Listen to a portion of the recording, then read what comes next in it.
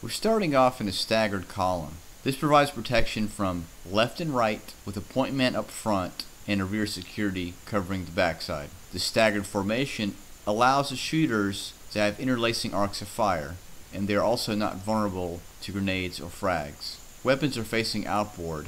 This is to cover the left and right flanks.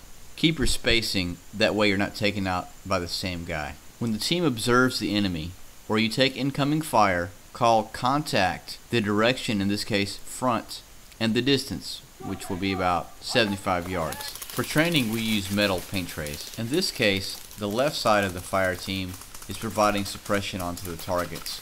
The right side, made up of Mushi and Jaeger, are moving up to a position where they can provide suppression.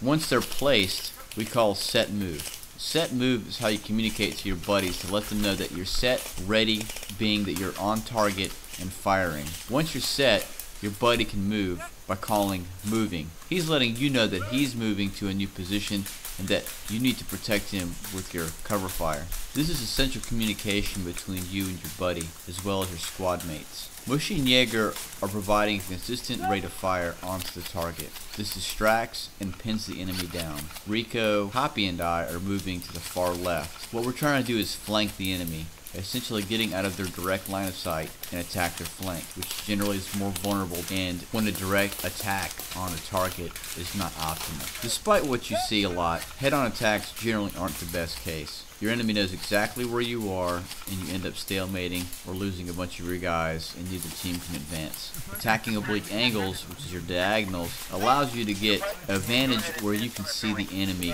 when they're behind cover. Once we set up a good position, I've called for the suppression team to go ahead and move up to the building so that way we can breach it. Since the enemy already knows that we're here, we're going for a dynamic breach. Normally we'd use a flashbang or a frag or sound device to shock or startle the personnel that might be inside. Once we've done this, we're going to filter in, taking the hard corners first. This is the job for the first and second man into the room. The third and fourth and fifth person will take the far corners, and then once everyone is in, we'll set up a firing line and deal with any remaining threat. Last man in generally provides rear security. Thanks for watching our demonstration on how to take forward contact, moving in a staggered column, flanking, set moving, buddy pair communication, assaulting a small building, and basic dynamic entry.